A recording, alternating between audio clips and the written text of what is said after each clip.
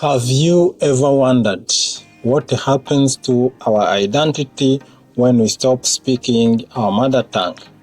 So for many people living abroad, this question is more real than we think. Hello, my name is Charles, and today I want to talk to you about something deeply connected to who we are, which is our mother tongue.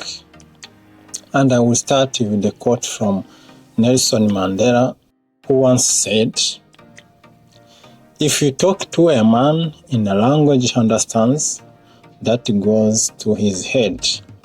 But if you talk to him in his language, that goes to his heart." And I think this quote speaks to us all, whether you live in the diaspora or not. And I have seen this in real life. Sometimes when you speak to someone in a foreign language, they may not respond, but the moment you use even few words from their own language, their faces light up, they listen, they connect, and I think this shows they value how much people value their language. And this brings me to today's question. Do we lose part of ourselves when we stop speaking our mother tongue? Or many of us speak English or French as second language. And some of us even use these languages more than our first language. I do too, because they are widely spoken, but I never want my family or a friend or my friends to lose the heritage that connects them with their mother tongue. And when you move to a new country, whether Belgium, Canada, or anywhere else, you do your best to integrate in that society. And the first thing you have to do is to learn some local languages.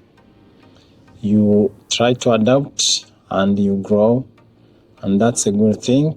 But sometimes, without noticing, our children grow up without knowing the language that connects them to home.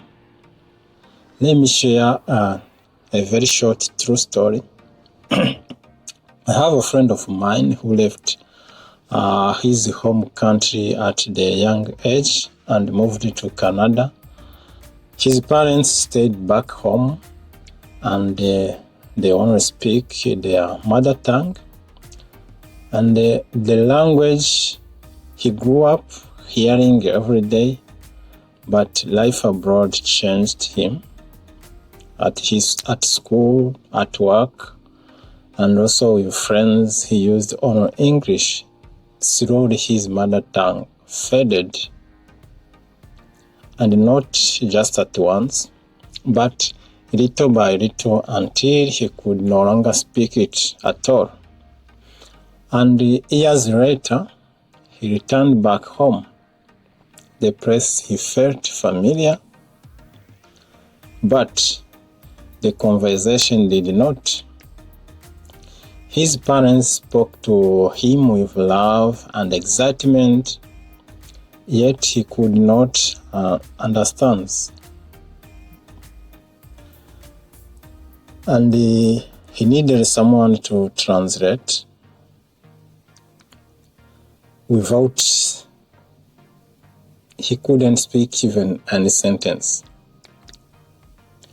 It wasn't just a language he lost, it was a piece of his connection to home, and a quiet reminder of how living abroad can change us in ways we don't even expect. This is one of the examples. Many of us have lived in different countries, and we learned new languages and embraced new cultures, And this is beautiful, but our own culture and our own language are just as important as them. They are a part of us and they are our identity. Some people plan to return home one day, and when that time comes, the last thing is a gap between you and your family, your parents, your grandparents, your community.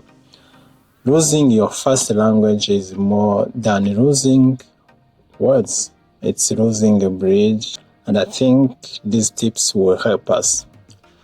First one is to watch the television in your mother tongue, especially the news, and this can keep you connected to the language and what's happening back home.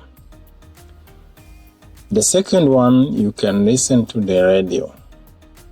It may feel like old school because most of the young people nowadays, we are interested in the social medias than listening to the radio, but it will help more than you think.